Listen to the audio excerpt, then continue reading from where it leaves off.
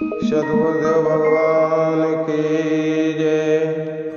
वरापीडम नटवर बपो करणयो करणिकार विभ्रदेवासा कनकपिशं वैजयन्तीं च मालां रन्ध्रान वेणोरधर सुदया पूरयन् गोपवृन्दै वृन्दारण्यं सुपदरमणं प्राविशद गीत कीर्ति। अथ गीता के तीसरे अध्याय का महात्म्य। श्री भगवान कहते हैं, प्रिय जन स्थान में एक जड़ नामक ब्राह्मण था। जब कौशिक वंश में उत्पन्न हुआ था, उसने अपना जातीय धर्म छोड़कर व्यापारिक वृत्ति में मन लगाया। उसे पराई स्त्रियों के साथ व्यभिचार करने का व्यसन पड़ गया था। वो सदा जुआ खेलता, शराब पीता और शिकार खेलकर जीवों की हिंसा किया करता था। इसी प्रकार उसका समय बीतता था। धन नष्ट हो जाने पर वह व्यापार के लिए बहुत दूर उत्तर दिशा में चला गया। वहां से धन कमाकर घर की ओर लौटा। बहुत दूर तक का रास्ता उसने तय कर लिया था। एक दिन सूर्यास्त हो जाने पर जब दसों दिशाओं में अंधकार फैल गया, तब एक वृक्ष के नीचे उसे लुटेरों ने धर दबोचा और शीघ्र ही उसके प्राण हर लिए। उसके धर्म का लोप हो गया था, इसलिए वो बड़ा भयानक प्रेत। उसका पुत्र बड़ा ही धर्मात्मा हुआ, वेदों का विद्वान था। उसने अब तक पिता के लौट आने की राह देखी।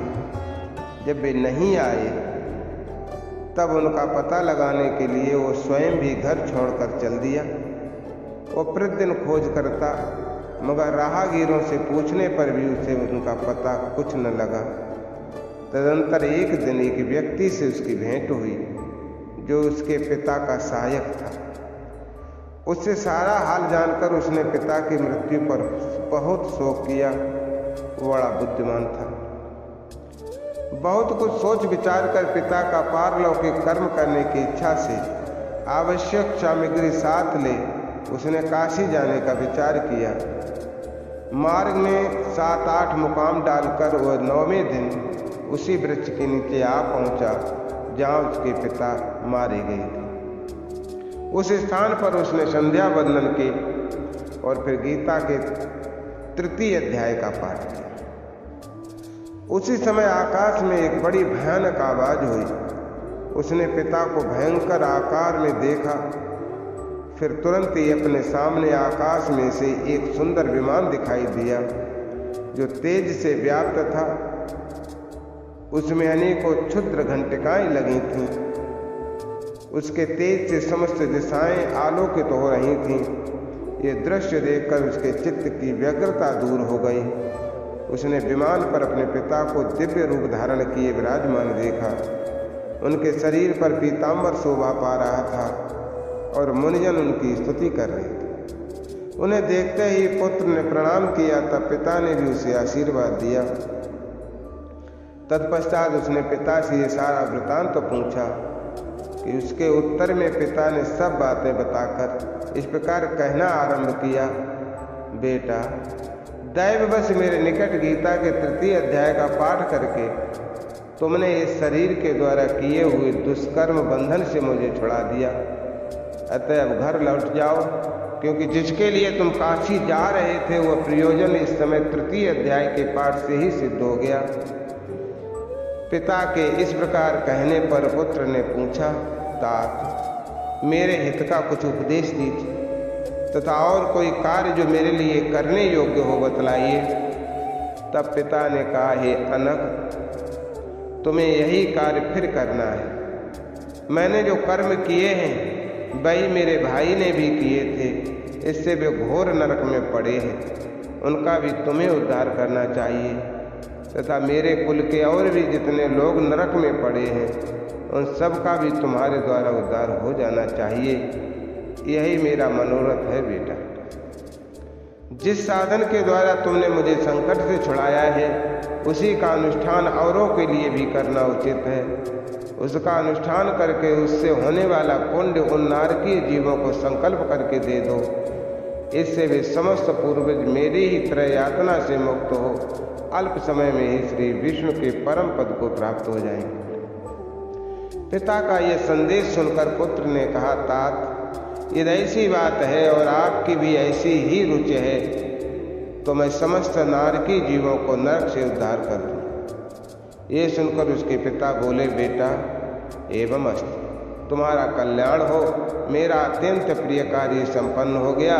इस प्रकार पुत्र को आश्वासन देकर उसके पिता भगवान विष्णु के परम धाम को चले गए। तत्पश्चात वह भी लौटकर जन स्थान में आया और परम सुंदर भगवान श्री कृष्ण के मंदिर में उनके समक्ष बैठकर पिता के आदेशानुसार गीता के 3रे अध्याय का पाठ करने लगा।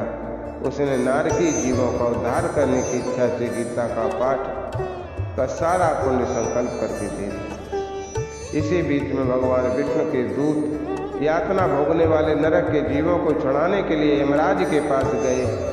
यमराज ने नाना प्रकार के सत्कारों से उनका पूजन किया और कुशलता पूछी।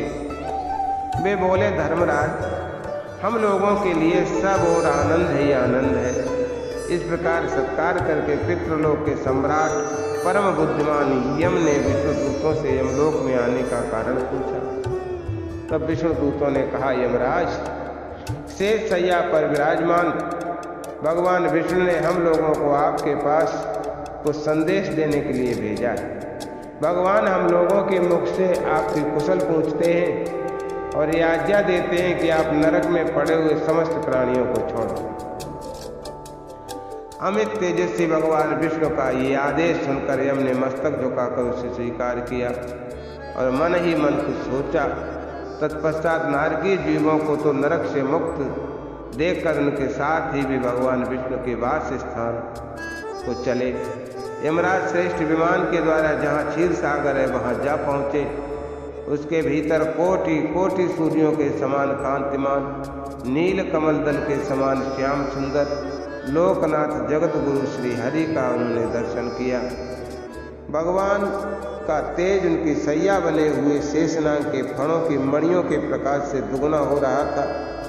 वे आनंद युक्त दिखाई दे रहे थे। उनका हृदय प्रसन्नता से भरपूर था। भगवती लक्ष्मी अपने सरल चितवन से प्रेम पूर्वक उन्हें बार बार निहार रही थीं। चारों ओर योगी जन भगवान की सेवा में खड़े थे। जानस्थ होने के कारण उन योगियों की आंखों के तारे निश्चल प्रतीत होते थे। देवराजेंद्र अपने विरोधियों को परास्त करने के उद्देश्य से भगवान की स्तुति कर रहे थे। ब्रह्मा जी के मुख से निकले हुए वेदांत वाक्य मूर्तिमान होकर भगवान के गुणों का गान कर रहे थे। भगवान पूर्णतः संतुष्ट होने के साथ ही समस्त योनियों की ओर से उदासीन प्रतीत होते थे। जीवों में से जिन्होंने योग साधन के द्वारा अधिक पुण्य संचय किया था उन सबको एक ही साथ विकृपा दृष्टि से निहार रहे थे। भगवान अपने स्वरूप भूत अखिल चराचर जगत को आनंदपूर्ण दृष्टि से आनंदित कर रहे थे। शेषनाग की प्रभा से उद्भासित और सर्वत्र व्यापक दिव्य विग्रह धारण किए नील कमल के सदृश श्याम वर्ण वाले श्री हरि ऐसे जान पड़ते थे मानो चांदनी से घिरा हुआ आकाश सुशोभित हो रहा। इस प्रकार भगवान की झांकी के दर्शन करके यमराज अपनी विशाल बुद्धि के द्वारा उनकी स्तुति करें। यमराज बोले, हे संपूर्ण जगत का निर्माण करने वाले परमेश्वर, आपका अंतःकरण अत्यंत निर्मल है। आपके मुख से ही वेदों का प्रादुर्भाव हुआ है। आप ही विश्व रूप और इसके विधायक ब्रह्मा हैं। आपको नमस्कार। अपने बल और वेग के कारण जो अत्यंत दुर्धर्ष प्रतीत होते हैं ऐसे मदान्धों का अभिमान चूर्ण करने वाले भगवान विष्णु को नमस्कार है।